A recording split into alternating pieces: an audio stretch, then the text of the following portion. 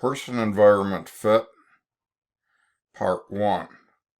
Personality Psychology, Professor Michael Botwin, Department of Psychology, California State University, Fresno. Hi, in this installment of Personality Psychology, we're going to examine the effects of the environment on the person and vice versa. This is a very important area of research and study for personality psychologists.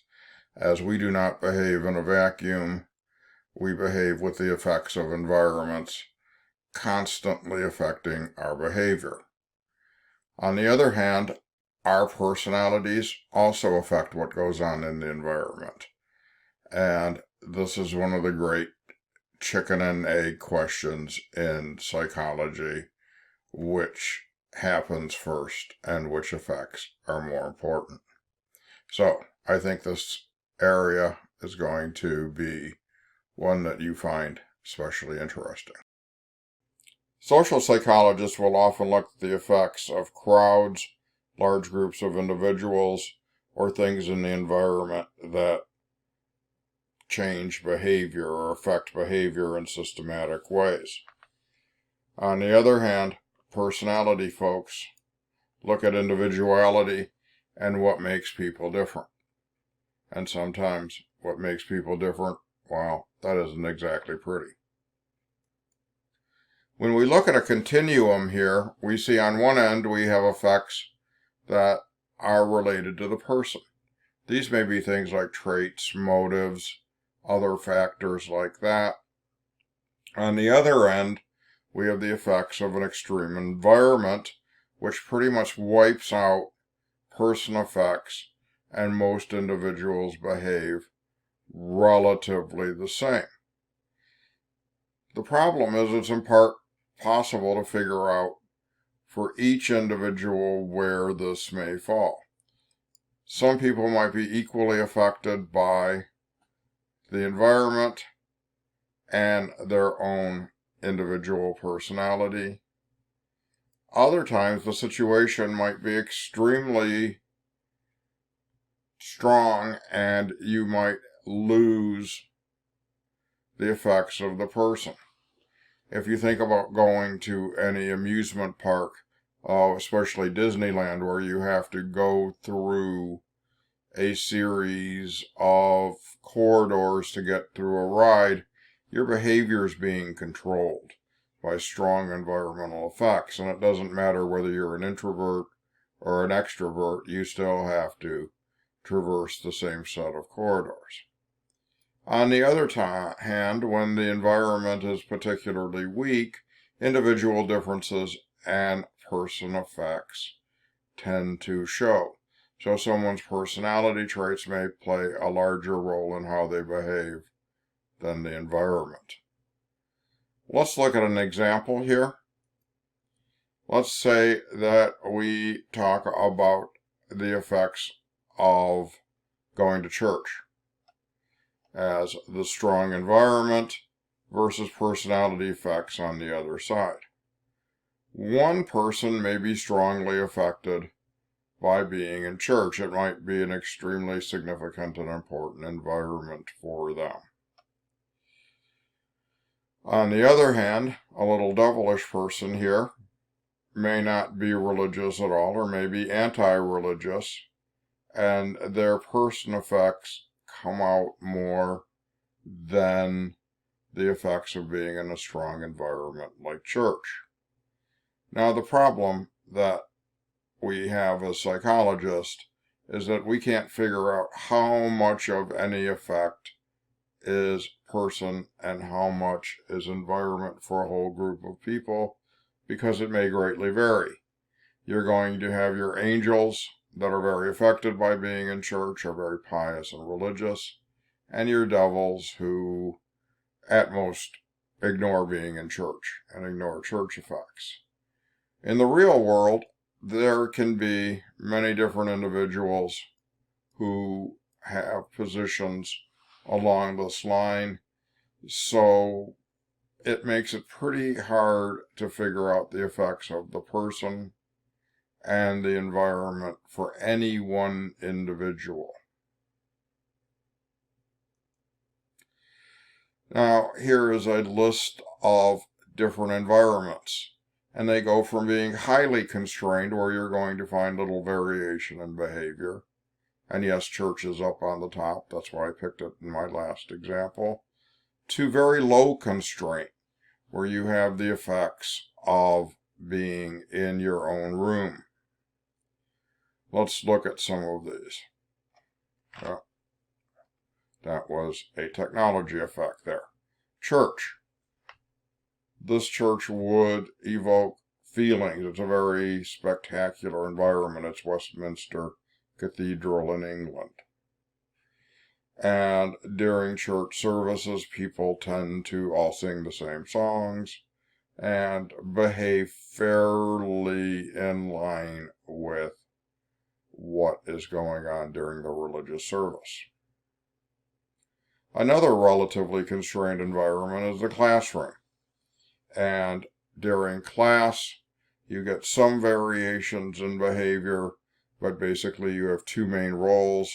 You have the instructor, professor type person, teacher, versus the students. And even in the little tiny environment of the kind of 1 foot by 1 foot student desk, you're going to get great variation. Some students will be using laptops, others notepads. Still others might just be listening on the phone. Some might be texting on the phone, not one of my favorite things. I had a student once who spread out all of her napkins over the desk during a noon class, pulled out her Tupperware, ate her lunch while I was talking, and then put it away when she was finished and took her notebook out and joined us for the rest of class. So you get individual differences even in a highly constrained environment. Elevators. Well, these people are all desperately trying to, I think, get out, can't tell. But where are the rules written to describe elevator behavior? If you walk into an elevator, generally you turn around and face the door. If you get into an elevator full of people and don't turn around, you're going to create a lot of discomfort for the others in the environment. When we get into an elevator, we all generally are good at eavesdropping on other people's conversations while pretending we're ignoring them. So there are some rules for elevator behavior, less than church. Movies. As a film buff, I wish movies were far more constrained environments. We get people going to the movies who text, who use their phones, who talk, who unwrap candy very, very loudly, who make lots of noise. And I would personally like to see those people kicked out of the movies, but it's not my call. But we get some more freedom in the movies. We get to generally sit where we would like and things like that. Buses and mass transit. Generally, people follow certain rules in mass transit. I spent 5 weeks as a visiting professor in Stockholm and never could nail Swedish. But within a couple of days of riding mass transit to school, I was able to figure out the rules. Everybody at the time read, so I pretended to read the Free Swedish newspaper. You gave up seats to senior citizens, to disabled people, things like that. And everybody just kind of looks around and is again pretending to mind their own business. Dates, and generally we're talking about first date behavior here. There generally is a fairly implicit script when you're out on a romantic date, especially the first ones. One major rule is that you're on your best behavior. You dress nicely, you use your best manners. There are certain taboos for first dates, like talking about exes, that will pretty much not land you a second date if you do that kind of behavior. But you have a lot more freedom to really impress or unimpress your date.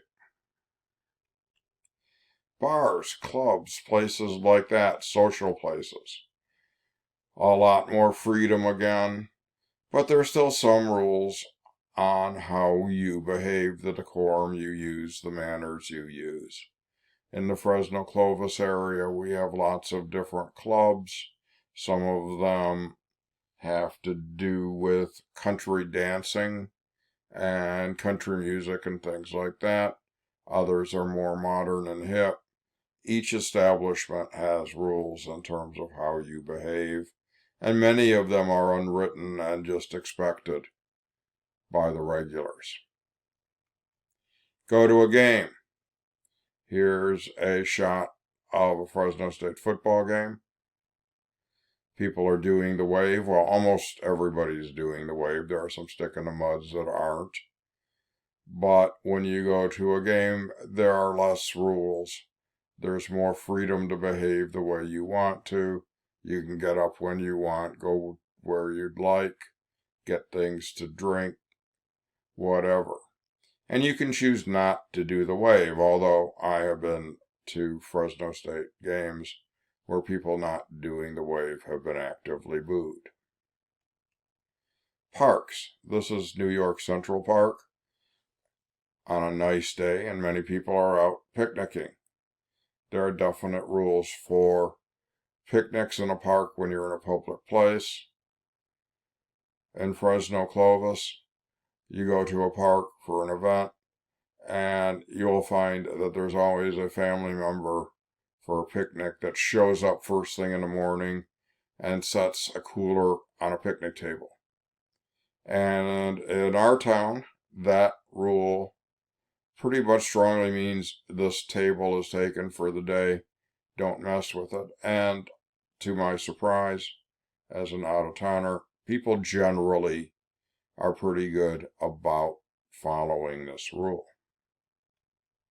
Your own house, where you live, your house, your apartment. I was looking for tacky decorating. This is not my living room. It looks like something out of the Jetsons. But in our house, we decorate things the way we please. We put up things we like, we enjoy looking at. These people who own this house seem to have quite a bit going for 50s, early 60s nostalgia, and it seems like they really love the color turquoise. Not my first guess. And then finally you get to your own room. Let me show you mine. Let's take a look at the most personal space I have in my home. So we walk down my hallway. It's not the bathroom, it's actually my office where I do my work when I'm off campus. You can see I'm fortunate enough to have a very nice space. I have an old couch, my workstation with some things and a lot of toys, including a bust of Socrates, a Christmas ornament of Darwin, a phrenology head, and Rodin's Thinker. As we scan over the broken drapes, you see Yoda and Teddy, my television with Steve Zissou and the Life Aquatic, all of my books, and a wine cooler. So, I believe every professor should have a wine refrigerator in their home office. But that's just me. Let's take a look. Sam Gosling actually studied different rooms. If you remember Sam Gosling, you read an article that he wrote at the beginning of the semester on the personality of different animals. In this study, he looked at the college student animal and looked at dorm rooms. As you can see, these dorm rooms have the exact same furniture. However, the individuals who live in each room have slightly different Decorating styles. The room on the left, if we were to use a Freudian term, is anal explosive by any means. There are things everywhere and anywhere. The person seems to be extremely social and enjoys artwork and posters and has pictures of family and friends on the back wall. There's a computer buried someplace there, and otherwise just a general mess. The room on the right, well, if you're going to use Freud again, anal retentive. The one thing that always amuses me is that the shower slippers are at an exact 90-degree angle to the futon. But you can see this person is all about their work. There are hardly any personal things around. About the only personal thing I see offhand is a coffee mug. But the poster on the wall is a motivational poster, and it looks like due dates, syllabi, and all kinds of things like that are posted on the bulletin board. And the futon's nicely made up. Now,